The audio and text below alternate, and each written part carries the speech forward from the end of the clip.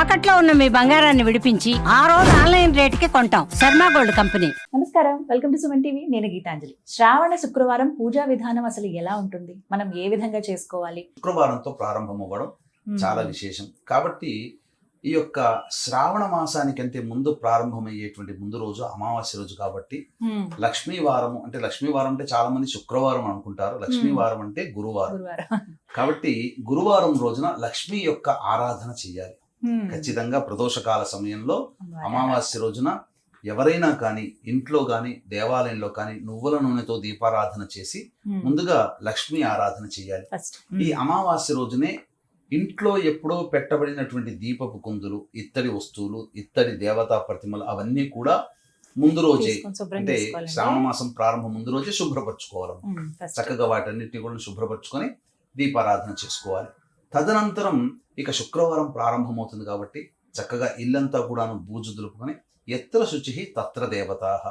లక్ష్మీ అమ్మవారు ఎలా ఉంటుంది అంటే చంచలమైనటువంటిది. చంచల యై నమః, ఒక చోట స్థిరంగా ఉండదు. ఇక అంత గొప్పగా ఉంటేనే స్థిరంగా ఉండనటువంటి అమ్మవారి ఇంట్లో దుమ్ము ధూళితో ఉంటే ఎలా ఉంటుంది? రాదు. కాబట్టి ఇల్లంతా కూడాను శుభ్రపరచుకోవాలి, అందులో సందేహం లేదు. తదనంతరం చక్కగా ఉదయం కాలము సాయంకాలము మొత్తం కూడా నిత్య దీపారాధన చేసుకోవాలి. తులసి చెట్టు దగ్గర దీపారాధన చేసుకోవడం, అలాగే ఇంట్లో కూడా దీపారాధన చేసుకొని స్నానం ఆచరించగానే ఇక ఖచ్చితంగా పూజ చేసినా చెయ్యకపోయినా ఖచ్చితంగా ధూపం అనేటువంటిది ఇంట్లో ఉండాలి. అందుకే ఇల్లంతా సువాసన భరితంగా ఉండాలి అని అంటే సాంబ్రాణి కానీ అలాగే ఈ సంబంధించినటువంటి గుగ్గిలం కానీ మైషాచితో కానీ ఇల్లంతా ధూపం వేసుకోవాలి. చాలా విశేషంగా అగరవత్తులతో కూడా ఇల్లంతా కూడా ధూపం పెట్టుకోవచ్చు.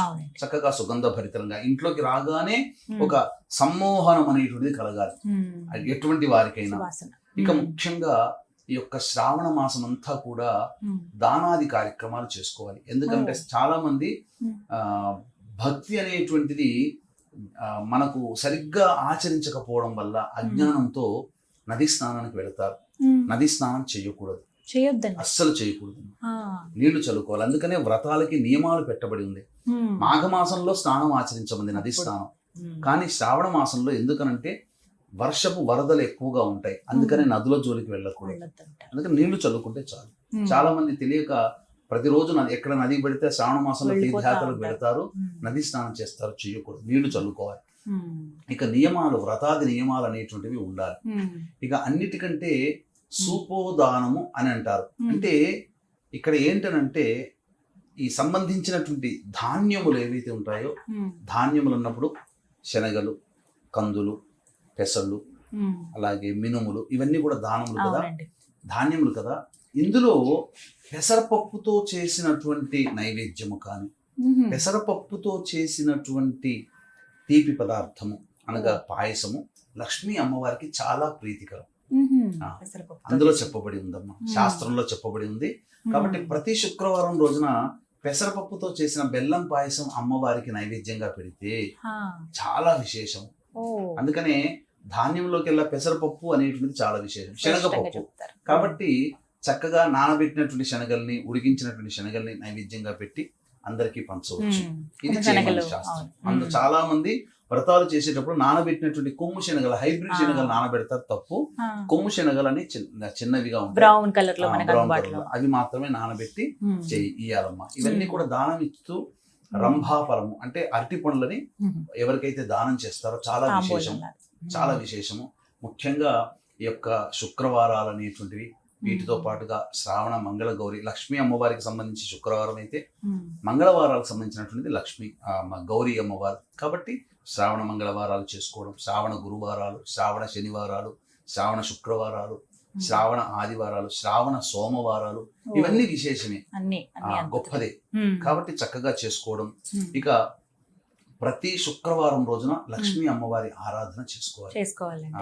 అయితే వరలక్ష్మి వ్రతం మాత్రం చేయకూడదమ్మా. మొదటి 2 శుక్రవారాలు చేయొద్దండి, అసలు చేయకూడదు. చాలా మందికి ఇదే సందేహం, ఎందుకంటే 8వ తారీఖు అవ్వదు నాకు, తర్వాత పనులు ఉన్నాయనో లేకపోతే ఒకటి అడ్డంకైనా తర్వాత మళ్ళీ కుదరకపోవచ్చు అనే ఉద్దేశంతో ముందు వారాలు కన్వీనియంట్ గా ఉన్నాయని అప్పుడు చేస్తూ ఉంటారు చాలా మంది. అలా చేయొద్దండి, చేయకూడదు. ఎందుకంటే మనకు ఈ వరలక్ష్మి వ్రతం ఆచరించేది చారుమతి వృత్తాంతం ద్వారానే మనకు తెలుసు. అవును. కాబట్టి చారుమతికి అమ్మవారు కలలో కనిపించి పౌర్ణమి ముందు వచ్చే శుక్రవారం రోజున మాత్రమే చేయమంది. కాబట్టి పౌర్ణమి ముందు ఎన్ని శుక్రవారాలు వస్తే ఆ శుక్రవారం మనకు అప్పుడు కుదరదు. కాబట్టి ముందు వచ్చే శుక్రవారం అంటే మాత్రం శాస్త్ర ప్రకారం కుదరదమ్మా, అందులో సందేహమే లేదు. కాబట్టి ఈ 25వ తారీఖు రోజున కానీ మళ్ళీ తర్వాత ఉండేటువంటి ఈ అష్టమి తిథితో కూడుకున్నటువంటి శుక్రవారం కానీ చేయకూడదు. కాబట్టి పౌర్ణమి ముందు అనగా 9వ తారీఖు పౌర్ణమి ఉదయం పూట ఉంటుంది. కాబట్టి 8వ తారీఖు రోజున చేసుకోవడం చాలా విశేషం. అయితే ఈసారి వచ్చేటువంటి వరలక్ష్మి వ్రతం అలభ్యమైనటువంటి వరలక్ష్మి వ్రతం. నాకు తెలిసి దాదాపు 100 సంవత్సరాల లోపల ఇటువంటి యోగం అయితే లేదు.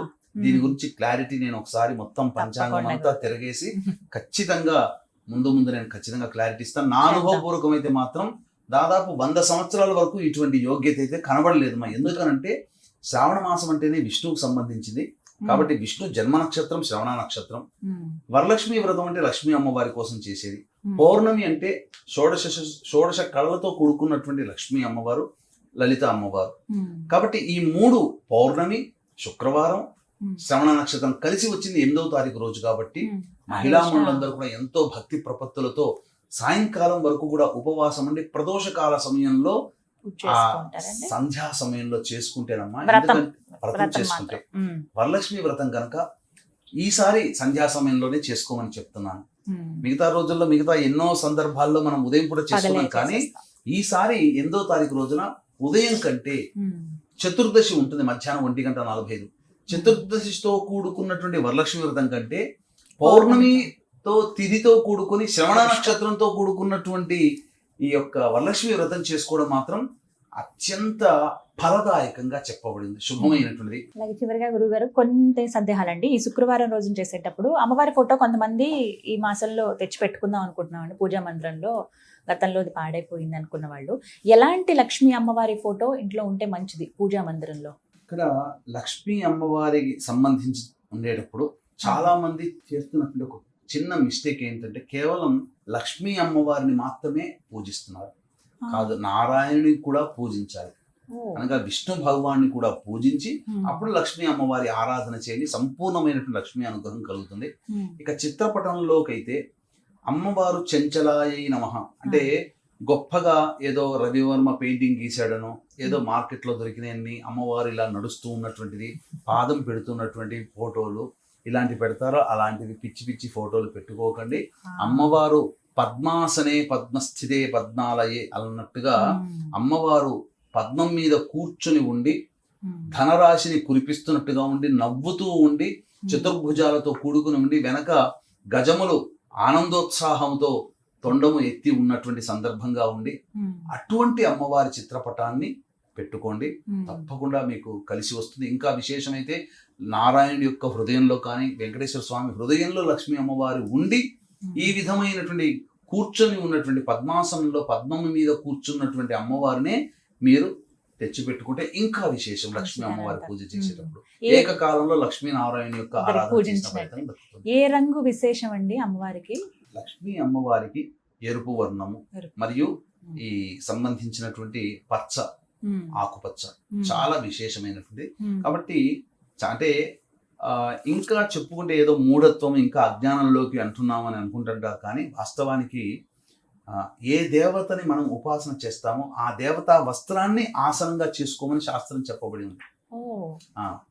కాళికా అమ్మవారికి పూజ చేసేటప్పుడు నలుపు వస్త్రం ఆసనంగా వేసుకోవాలి.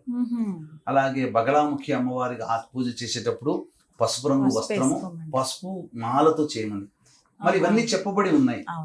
ఇప్పుడు మనం చెబితే ఇంకా అతిశయోక్తి అని అనుకుంటారేమో, ఈ రంగు వస్త్రంతో అంటే తప్పేమీ లేదు. ఇప్పుడు ఏ అమ్మవారిని ఏ దేవుని పూజించేటప్పుడు చక్కగా ఆ వస్త్రాన్ని ధరించమని ఇప్పుడు ఈ అయ్యప్ప స్వామిది అన్నప్పుడు మరి నలుపు వర్ణం వేసుకొని పూజ చేయమని చెప్తున్నారు. అది యాక్సెప్ట్ చేశారు కదా, అందరూ నలుపు వర్ణం వేసుకునే చేస్తున్నారు కదా. భవానీ మాల అన్నప్పుడు ఎరుపు వర్ణం వేసుకోవాలన్నారు. లక్ష్మీ అమ్మవారి పూజ చేసేటప్పుడు లక్ష్మీ అమ్మవారికి ఇష్టమైన ఎరుపు వర్ణం చీర కట్టుకుంటే, ఎరుపు వర్ణం గాజులు, మట్టి గాజులు వేసుకుని చక్కగా, లేదా ఆకుపచ్చ రంగు చీర కట్టుకుని చేస్తే తప్పేంటి? ఇది నేను కొన్ని వీడియోలో చూసానమ్మా. ఇలా వేస్తే ఇంకా మేము మూడల్లో పంపిస్తున్నారు. ఎవడు చెప్పాడు? ఏ చీర పెట్టుకోమన్నారు? ఇదా శాస్త్రంలో చెప్పబడింది అని అంటారు. మరి అట్లా విమర్శించే వాళ్ళు అయ్యప్ప స్వామి మాల వేసేవాళ్ళని, భవానీ మాల వేసేవాడిని ఎందుకు విమర్శించరు? అది నియమమైనప్పుడు ఇది ఎందుకు కాకూడదు? కూడా నియమమే సందేహం. అంటారు. నియమంగానే చేసుకుంటున్నారు కదా, చక్కగా సువాసులుగా చేసుకున్నటువంటి పూజ కాబట్టి నిండుగా గాజులు ఏదో 1, 2 అక్కడ అక్కడ కనబడకుండా ప్లాస్టిక్ పిచ్చి గాజులు కాకుండా మట్టి గాజులు వేసుకొని చక్కగా చేసుకొని నియమ ప్రకారం చేసుకొని ఉంటే ఆ ఇంట్లో ఆ ఇంటి ఇల్లాలతోనే సిరి వస్తుంది. అది మాత్రం చెప్పవచ్చు. సిరి రావాలంటే ఈ విధంగా చేయాలంట. అందుకనే సుమన్ టీవీ యాజమాన్యంతో కలిసి చక్కగా ఒక అద్భుతమైనటువంటి కార్యక్రమం మీ ముందుకు వస్తుంది.